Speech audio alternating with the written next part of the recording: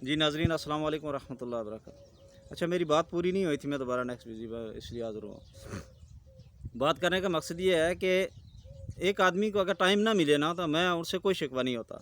मिसाल के तौर पे एक आदमी हुकूमत में आया है, जिस तरह मोहम्मद हुसैन साहब पहले आए, लोग उनके ऊपर काफ़ी शिकवे कर रहे हैं, लेकिन वो टोटली 8-9 माह का, 6 माह का, 9 माह का खुसूसन उनको टाइम मिला था। उसके बाद वो कभी हुकूमत में नहीं आए। मौलाना साहब आए दिन तक हुकूमत में नहीं आए। हमारे इलाके में, हमारी ज़िंदगी में जो करण नक्की साहब थे, उसके बाद डॉक्टर नजीब नक्की साहब, हमने इन्हीं को देखा है ना। अच्छा, डॉक्टर नजीब नक्की साहब 30 साल हो गए हैं आपको हुकूमत में, और यार 30 साल बहुत बड़ा टाइम होता है। सिर्फ नीयत का ठीक होना ज़रूरी है, और अपने दिमाग से बंदा किसी के लिए बेहतर सोचना जाना, वो नीयत हो, अच्छी सोच हो, तो बहुत कुछ हो सकता है ना। अगर डॉक्टर साहब करना चाहते तो बहुत कुछ कर सकते थे। अल्लाह ताला ने इनको बहुत बड़ा मौका दिया था। और दूसरी बात, मैं डॉक्टर साहब की आपको मैं हक़ाइक़ जो है ना, वो मैं आपको सामने लाना चाहता हूँ। डॉक्टर साहब ने, हमारे एक मुअज़्ज़ज़ आदमी हैं शेषान के, उनको उन्होंने एक इलेक्शन में, मेरे ख्याल में आज से 10 साल पहले की बात है ना, 10 साल पहले की बात है, 12 लाख रुपया उनको इलेक्शन में दिया। जिस तरह अभी वो पैसे बांट रहे हैं कि लोगों को वो वोट वो ख़रीदने हैं, वो जो ख़रीद और फरोख्त का जो बाज़ार कहाँ से गर्म है, मैं आपको बताता हूँ। 12 लाख रुपया उनको दिया। 12 लाख से उन्होंने कहा कि जाओ और लोगों से वोटें ख़रीदो ना।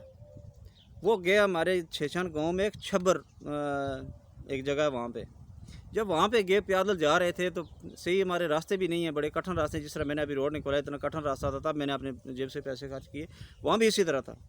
और हमारी माएँ बहनें इतने दूर से पानी लेके आ रही थीं, और इस तरह खड़ी चढ़ाई है, रास्ता भी नहीं है सही। तो उनको बड़ा दुख पहुँचा कि ये जो औरतें हैं, अगर कम से कम अगर रोड का कच्चा ट्रैक भी अगर हो, तो ये पानी अपने सर पे जो उठा के लेके आ रही हैं, ये बआसानी अपने घर तक चलो पानी तो ला सकें ना। उनको बहुत बड़ा एहसास हुआ। तो उन्होंने क्या किया कि वो वापस आए, आके उन्होंने डॉक्टर साहब से बात की। वो बंदे मौजूद है, मैं इंशाल्लाह सबूत के साथ मैं उनको पेश करवाऊँगा। डॉक्टर साहब को उन्होंने रिक्वेस्ट की कि डॉक्टर साहब, आपने ये जो मुझे 12 लाख रुपया लोगों को ख़रीदने के लिए दिया है कि पर्सनल वोट ख़रीदो, मेरी थोड़ी सी रिक्वेस्ट है कि वो, मैं गया हूँ एक जगह पे, मैंने देखा है कि वो बहुत मजबूर हैं औरतें ना। खुदा के लिए उनके मैं देख के मुझे रहा नहीं गया कि उनको कच्चा ट्रैक अगर हो जाए, बाकी चलो सारी चीज़ें छोड़े, कम से कम वो इतने दूर से पानी उठा के लेती है, वो हमारी माएँ बहनें हैं, वो बहुत बड़ी तकलीफ़ में। तो आप उनको कच्चा ट्रैक देना, इसी ये जो 12 लाख रुपये आपने दिया, इसमें से आप मुझे इजाज़त दें तो मैं उनको कच्चा ट्रैक बनवा के दे दूँ। लेकिन वो मेरे फैमिली का आदमी है, वो मेरे फैमिली का आदमी है जिस बंदे ने ये डॉक्टर साहब के साथ बात की है ना। तो डॉक्टर साहब वल्ला मुझ में वो पूरी इन्फॉर्मेशन है कि इनकार हो गए। उन्होंने कहा नहीं नहीं नहीं नहीं, वो आप नहीं बात समझते, ये डॉक्टर साहब की ज़ुबान के बात है। मैं आप लोगों की इसलिए मैं गैरत और आपके ज़मीर को जगाना चाहता हूँ कि जिनको नहीं पता उनको अब जब पता चलेगा तो अपने ज़मीर को वो ज़रूर ललकारेंगे कि यार तुम जागो। तो उन्होंने कहा कि आप मुझे इस चीज़ पे मजबूर ना करें, ये लोग मुझे इज्तिमाई कामों के पैसे नहीं देते।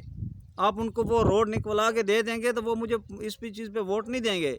आप पर्सनल, ये लोग, इनकी जो सोच है, ये पर्सनल आपको इनको ख़रीदो, इनके घर में जाके इनको पैसे दो, जितनी वोटें हैं उसके हिसाब से इनको पैसे दो, और वो वोटें ख़रीदो। और ये वल्लाह मैं खुदा गवाह बना कर रहा हूँ कि जिस बंदे ने मुझे ये पूरी इन्फॉर्मेशन दी है, वो बहुत ज़िम्मेदार आदमी है ना। और अच्छा, ये बात, और अभी भी लोगों को उन्होंने पैसे तकसीम कर, ये पैसा कहाँ से आता है ना, वो 12 लाख रुपए कहाँ से आया था? आपके आपके और मेरे ये टैक्स के पैसे हैं, जिनसे, हमारे पैसे से हमें ख़रीदा जाता है। ये बात हमें समझने की ज़रूरत है। अगर हमारे पैसे से अगर हमें ख़रीदा जाता है, हाँ, डॉक्टर नजीब नक्की साहब अगर अपने ज़ाती पैसे से अगर किसी को ख़रीदते तो हमें दुख भी ना होता ना। हमारे ही पैसे से, आपके पैसे से आपको ख़रीदा जा रहा है। लेकिन आपको ये इतना, मैंने कहा ना कि इस दिमाग पे थोड़ा सा ज़ोर दो कि अपने पैसे से खुद बेच रहे हो, अपना ईमान भी बेच रहे हो, अपनी ज़मीर भी बेच रहे हो, अपनी इज़्ज़त को भी ख़राब कर रहे हो। तो ये कब तक करते रहोगे ना। इसीलिए ये रोडों पे आप जो ज़लील हो रहे हैं, आपके बच्चे पढ़ नहीं सकते, आपका जो आपका एक मरीज़ छोटी सी उसको बीमारी होती है, वो कहते हैं जल्दी जल्दी इसको पिंडी पहुँचाओ, पिंडी पहुँचाओ। यार पिंडी में जिन्होंने हॉस्पिटल बनाए हैं वो इंसान थे ना, वो भी वजारतें थी, उन्होंने जिधर वो बनाया हॉस्पिटल, यहाँ पे क्यों नहीं बना? आपको कहते हैं जी पिंडी पहुँचाओ, इसको पिंडी पहुँचाओ। दूसरी बात, रोडों की हालत देखो, जिन पे आप खुद बुज़ुर्ग, बच्चे, औरतें, मरीज़ जो इस चीज़ जो सफ़र करते हैं, मेरे ख्याल में आपको शर्म नहीं आती ना।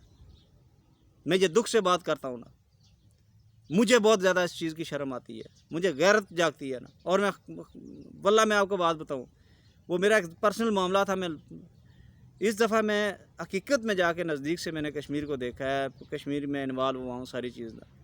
पहले मैंने इंटरेस्ट नहीं है, मैंने बोला मैं 92 से रावलपिंडी में रह रहा हूँ, अपनी मसरूफियात थी, जॉब के बारे में, मैं सरकारी मुलाजम था, कुछ कर भी नहीं सकता था, मैं अपने मामलात में लगा हुआ था। लेकिन अभी जब मैं नज़दीक से होकर मैंने हर चीज़ को देखा है तो मुझे इंतहा किस्म का दुख हुआ है ना। और मैंने कहा यार जिन लोगों में क्यों नहीं ये शऊर पैदा करते अपने अंदर ना। मैं कहता हूँ अभी करोड़ों रुपए अगर मिसाल के तौर पर नजीब नकी साहब अगर मिसल के मुझे ऑफ़र करें तो मैं कम अज़ कम अपना ज़मीर नहीं बेच सकता ना। और अभी तक उनकी कोशिश है, अभी तक उनकी कोशिश थी, उन्होंने बहुत कोशिश की है, लेकिन मैंने अपने ज़मीर को नहीं बेचा ना। और मैं ऐसे कर सकता था कि उनसे जो मुझे वो थोड़े बहुत पैसे दे रहे थे, मैं वो लेके तो मैं फिर भी चेंज कर सकता था अपने आप को, लेकिन मैंने उसको भी गवारा नहीं समझा। बहरहाल वीडियो लंबी हो रही है, इंशाल्लाह आपके साथ हाज़िरी लगती रहेगी, लेकिन रिक्वेस्ट है कि यार अपनी नस्लों के लिए, खुदा रहा अपनी नस्लों के लिए एक इस दफ़ा अपने आप को चेंज कर लो ना।